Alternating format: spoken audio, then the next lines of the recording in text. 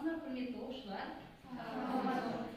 Бүгін биология сабағы, бұл ерекше сабақ, өйткені сіздерге өзін-өз тану пәні өтіледі. Сол өзін тану пәнін биология сабағына қалай кіріктіру керек, қай жерде қолданамыз деген мәліметтен бүгін жақсылап танысамыз. Жалпы сіздер биология сабағына жақсы дайынсыңдар деп ойлаймын. Ең бірінші, біз сабақты бастаған кезде білесіздер, міндетті түрде барлық адамның бойынан табылатын қасиеттер бар бізде, тәртіп, өйткені тек қана сыныптың тазалығы ғана емес, бұл жерде оқушылар білесіңдер, ойдың тазалығы, жанның тазалығы, барлық нәрсеге талпыныс, бір-бірімізбен тату, бірлікте болу керек деген сияқты мәліметтер үнемі біздің жанымызда жүру керек, біз сақтауымыз керек. Оқушылар, біз топқа бірігіп алайық, барлығымыз бірінші, топқа бірігіп алайық. Мына жерден келіп алыңыздар, барлықтарыңыз келіңіздер, барлықтарыңыз көзімізді жұмамыз, оқушылар, көзімізді жұмамыз. Сіз табиғаттың ең керемет, ерекше, керемет жерінде жүрсіз. Құрметті оқушылар, сіз табиғаттың керемет, ерекше жерінде, көк майса, гүлді жерде, құрметті оқушылар, сабағымызды бастаймыз. Сабақты бастамас бұрын ақылмен ойлап білген сөз, бойына жұқпас сырғанақ, ынталы жүрек сезілу сөз, бір қамалдан қуалап деп, біз бүгін сабаққа жақсы дайындықпен келдік. Өйткені біздің бойымызда өте жақсы білімді қасиеттер бар. Енді бүгінгі біздің жаңа сабағымыз бұлшық ұлпаларының құрылысы мен қызметі, жаңағы бүкіл бұлшық қайда орналасқан, оның қызметі қандай, жалпы бұл не жұмысы қандай, біздің сүйекке қатысы бар ма деген мәліметтермен бүгін біз танысамыз. Ең бірінші тақырыппен таныспас бұрын мен сендерге біздің сабаққа қандай қатысы бар деген ниетпен әңгіме алып келдім. Қазір соны тыңдаймыз да, ары соған талдап тақырыпты шығаруымыз керек. Өзіңді танудың қиын жолы. Үлкен күміс түсті балық өзенде жүзіп жүріп, домалап, аңқиған көзімен ойлап жүрген бала-шағаға қарапты аң-аң болып, осылар суға несіне қызады екен деп ойлады. Олардың жерлерінде құм, шөп, тас, жер тағы мен білмейтін талай дүниелер бар. Оларға не жетіспейді? Су оларға не керек екен? Мұнда ешқандай қызығы жоқ, әдеттегідей жан-жағына қарап шошып-шомылып, жасыл қалың су, ақ құм, бәрі шөп ойнақтаған балықтар, бүкіл жаңағы балықтар болса, фу, ішім қысады деп күрсінді. Бала-шаға суға сүңгіп, асыр салып ойнап жатты. Балық ойлады, мүмкін бұлар бір ортаны басқа ортаға ауыстыруына рахат алатын шығар деді. Ал мен дұрыс жаңағы ендеше, өте тамаша екен, ауа жұттың тамаша дегенше болған жоқ, көңілі қайта түсті. Мен дұрыс ойлаптым, ауа ол өте тамаша екен. Ал сонда мен ол қандай екен? Егер де құмға секіріп шықсам қалай болар екен деп құмға секіріп шығады. Солар екен балық соққыға түсіп, құм үстінде бұралып жатқанда бір жаны ашыған бала оны қайта суға итеріп жібереді. Балық өз-өзін әрекетінде келіп тірі қалады. Есін жиған соң, деп ойлады балық, мен осыны күтіп едім. Адамдарға жүзуді үйрену сияқты маған да әлі ұзақ жүруге үйрену қажет екен деп жағаға қарай тартты. Балықтың іс-әрекетін қалай қарастыруға болады? Біздің сабаққа қатысы бар ма? Біздің бүгінгі сабақ бұлшықеттің құрылысы мен қызметі. Ал енді мына аңыз әңгімеден біздің сабаққа қандай қатысы бар, бұл жерде не туралы ой қозғаған, және де сабақтан тыс қандай мәліметтер қарастырылған, өз ойыңызды ортаға салайық. Адам өзінің организмін тек қана өзі тіршілік ететін жерде ғана өзі тіршілік ететін ғана жерде өмір сүреді. Мысалы біз судың астында көп жүзе алмаймыз. Аңгетсе бір минут себебі біздің организміміз құрғақ жерге бейімделген. құрғаққа белгіленген, иә? Құрғақ жерге бейімделген. Ал балықтар болса, олар құрғақ жерге бейімделген, керісінше су астында жүзуге бейімделген. Олар өздері ішкі организмі солай қалыптасқан. Тағы да, иә? Тағы да керемет, тағы ойымызды айтамыз, тағы да өз ойларының, әркімнің ойы құнды ғой бұл жерде. Әркімнің ойы бұл жерде бұның бәрі бұлшықетке қатысы бар. Өйткені баған сіз айтпақшы сол бет секіріп кетті дейміз ғой. Сол кезде бұлшықет арқылы қозғалып секіреді, бұлшықет арқылы жүзеді. Ирелеңдеп бұлшықет арқылы жүзеді. Бүгінгі біздің сабақта не істеді балалар? жүгіріп ойнады, олар да бұлшықет арқылы қозғалып. Дұрыс, өте тамаша. Балалар, біз бүгінгі жаңағы аңыз әңгімеде біздің тақырып шықты, иә? Яғни балалардың жүгіргені, балықтың суға шошығаны, және ол тек қана өзі Алла жіберген ортаға бейімделуі барлығы кеп кіріктірді, иә? Ол жерде бізде тек қана бұлшықет емес, оған көмектесетін сүйек күнге құрылысы, оған бүкіл жаңағы әркімнің өзінің Алла берген ортасына өмір сүруі барлығы кірді, иә? Ал енді сонымен балалар, бізде бүгінгі тақырып бұлшықеттің құрылысы мен қызметі. Жалпы бұлшықеттер қайда орналасқан, олардың қызметі қандай деген сұраққа жауап беретін болсақ, бүкіл ағзамыздың сүйекке бекінген бұлшықеттер қазір жүріп жатыр, жүріп жатыр, сөйлеп жатыр, көзді ашып жұмып жатыр, бұның барлығы бұлшықет. Егер қаңқаны өткен кезде тек қаңқа ғана тұрады ғой, оған сүйекке бұлшықет бекінбесе, ешқандай тіршілік болмайды екен. Сонымен жалпы бізде 3 топқа бөлінеді.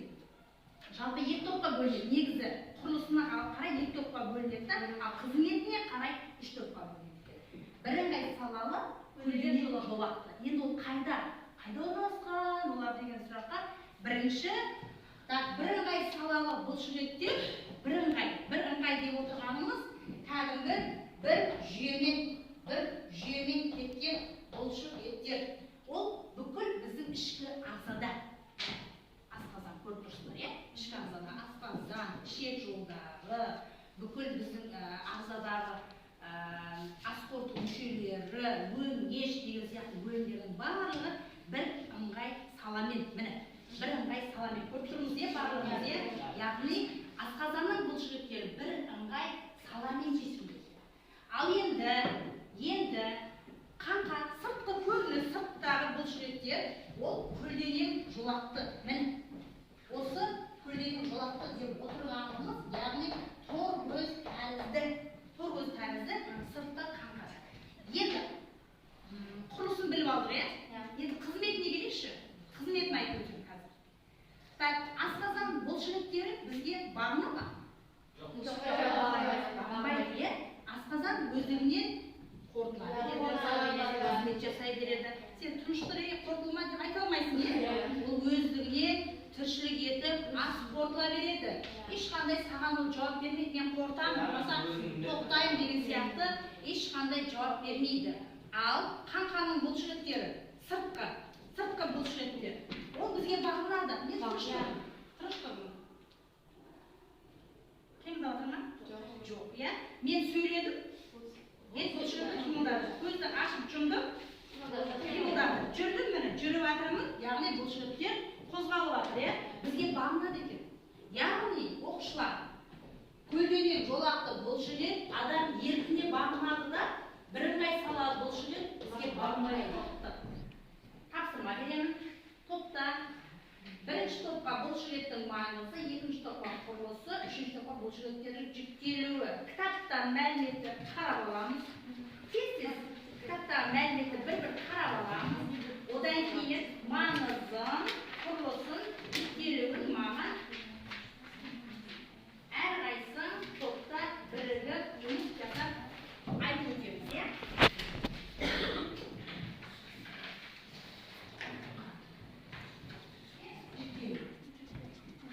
Қалай жүктелу? Бірыңғай салалы, көлденең жолақты қызметін Бұлшықет әртүрлі қозғалысқа жауап береді. Ол тыныс алу үдерісіне қатысады. бұлшықет ағзаға пішін береді. Және де дененің тепе-теңдігін бұлшықеттер қамтамасыз етеді. Және жұту, дыбыс түзу, көз алмасуының қимылына бұлшықеттер арқылы жүзеге асады. Керек. Енді оқушылар, бұлшықеттің құрылысымен танысып, қызметіне жүктелуімен танысып, енді сол талдау деген бар бізде осы бұлшықет туралы әлсіз мүмкіндіктер қауіп-қатері туралы әр топ бір-бірімен бірігіп маған қазір осыны қорғап берсін. Иә? Әр топта бірінші бірігіп алыңдар барлықтары, жүкпен бірігіңдер, жеке болыңдар, әрқайсысы сол талдаумен жұмыс жасаймыз. Әлді жағын айтасың бірінші жылы, әлсіз жағын айтасың, мүмкіндіктер қауіп-қатері туралы айтасың. Үш топқа да төрт сол талдаумен сабақты қорғап бересің. Әлді жағында болмаса ауызша айтыңдар. Ауызша айтсақ та болады. Жазып аласыңдар ма? Ауызша айтасыңдар, бірақ дәптерге жазуға болады. Әлді 5 минут уақыт берсек бола ма? 5 минут уақыт берейін, иә? Тез қалдаймыз.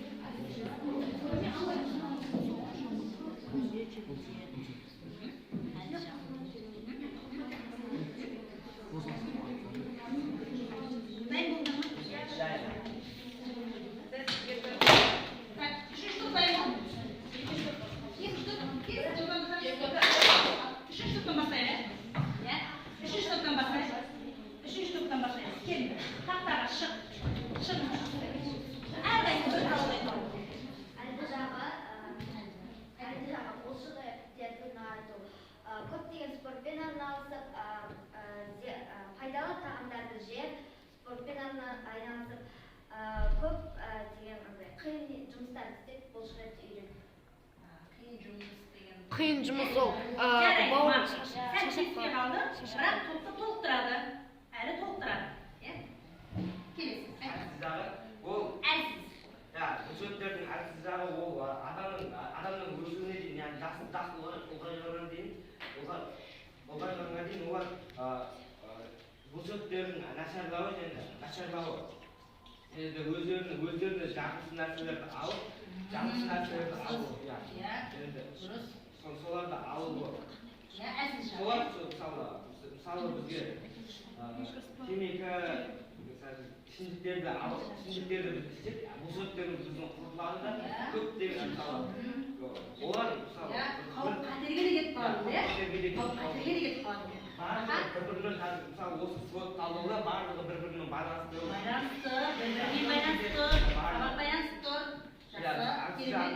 Сосын олар мысалы ішімдіктер және темекі тіпті көптеген нәрселер бар ғой. Солардың бәрін өзімізге тартсақ, олар біз үшін өте зиян. Мысалы тек қана бұлшықеттер емес көптеген нәрселер бәріне зиян. Мүмкіндіктер деген спортпен айналысу, қимылдауға, ауыр жұмыстарды істеуге мүмкіндік береді. Жаттығу жасау, бұлшықеттерді қатайтуға да мүмкіндік береді. Тамаша, керемет. Мүмкін жақтарда оларда сондай нәрселер, сондай мықты өзінің менің бұлшықеттерім сымақ болуға мүмкіндік бар. Мүмкіндік бар. Ол сенің қолыңда тұр, иә? Жарайды, тамаша. Қауіп-қатер. Бар қауіп-қатер айтасың. Қауіп-қатер, алкоголь ішу, темекі шегу, қауіп-қатер жүрді. Және де зиян заттардың тамақтарды, яғни жемекте қолда бұлшықет зиян келтіреді. Және спортпен айналыспау да ол бұлшықет айналыспау. Қауіп-қатер, Қауіп-қатер. жарайды, тамаша. Оқушылар, біз бұлшықеттің жалпы бүкіл мәліметті алдық бұлшықет туралы, иә? Біздің бүкіл түріміз, күлуіміз, ашулымыз, бетте көрінеді екен, иә? Ол бұлшықет арқылы білінеді эмоция. Яғни әрбір біздің түрімізден, көзімізден, бетімізден қандай эмоцияға берілгеніміз көрініп тұрады. Ашуланған, күлген, қуанған, ренжіген, барлық қалыпты көруге болады, мына жерде бәрі көрсетілген. Ал енді бізде мынандай жұмыс берілген. Тез дәптерлеріне жазып тез берілген балаларда тез дәптерге. Сонымен қатемен жұмыс жасап береміз. Жылдан тез сызбая тек қана бұлшықеттердің түрлерін және төбесіне жазып қоямыз да жылдан белгілеп қоямыз. Тез дәптерге жазып өтеміз. Жылдан ғана. Жылдан ғана жазып өтіңдер. Талшықтары көлденең орналасқан. Ішкі мүшелердің ішкі жағын асталып жатады. Талшықтардың пішіні цилиндр тәрізді. Жүректің жиырылуын қамтамасыз етеді. Дененің қозғалысына келісетін бұлшық еттер, ішек қарын, қан тамыр, несеп ағар тағылысқа бұлшық еттер. Жазып алыңдар да төбесіне кәдімгі біздің бүгін өткен 3 бұлшық еттің құрылысын жазып қойды. Маған бері қараңдар. Ағзадағы ең төзімді бұлшық ет. Шатаспаймыз. Тұратында ең төзімді бұлшық ет, ең мықты бұлшық ет. Екеуіне шатаспаймыз. Басқа, одан да басқа. Ең төзімді бұлшық ет деген болады бізде, ең мықты деген бұлшық ет болады.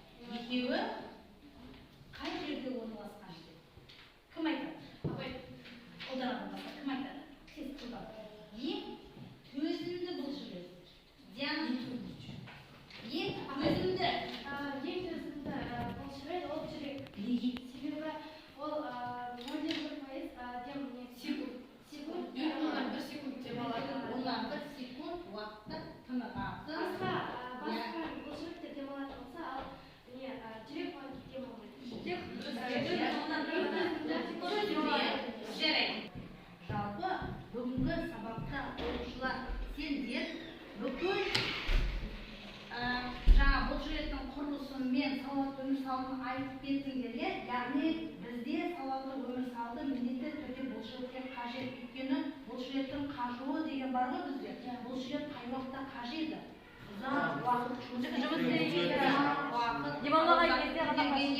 сен мысалына кішкентай заттың өзін ұзақ уақыт қолыңа ұстап көтере берші ма? Күнде көтере берсең қолың жаттығады да бұлшық етін. Ал бір күні осы күні күндікпен осы қолын көтерсең, ертесіне қолды көтере алмай қаласың, қолдарың ауырып қалады. Кішкентай зат болса да, себебі бізде бұлшық еттер шынықпаған. Ал енді ұзақ уақыт шыныққаннан бұлшық ет шымыр, мықты, өте жаңа төзімді болады. Ал енді кішкентай заттың өзі бізге ауырып береді, біз оны қажу дейміз. Яғни бұлшық еттің қажуы ол барлық адамда болады. Егерде жұмыс істемей, ұзақ уақыт жатқаннан денелерің ауырлап, құрыларың келмей, бастарың ауырып, сондай қажет боласыңдар, себебі ұзақ жатқаннан бұлшық ет өзінен өзі қажиды екен. Жұмыс жасамасаң да бұлшық ет қажиды. Сондықтан бұлшық етті үнемі шынықтырып, ауаға толтырып, бүкіл ағзамызды дұрыс жұмыс жасату ол сендердің қолдарыңда. Бүгінгі тақырып сабақтар біз, яғни оқушылар жақсы мәлімет алдыңдар, бір-бірімен пікір таласқан үстіңдер. Бүгінгі тақырыптағы жаңағы бұлшық еттің құрылысы мен қызметіне таныстыңдар.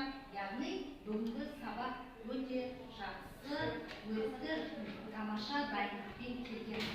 Ал енді оқушылар жаңағы бүгінгі сабаққа деген өздерінің көзқарастарыңды жазып білім бөліміне жақсырамыз. Бүгінгі сабақта қандай нәтиже алған, қандай тақырып қиын болды, және білім келетін қандай сұрақтар бар.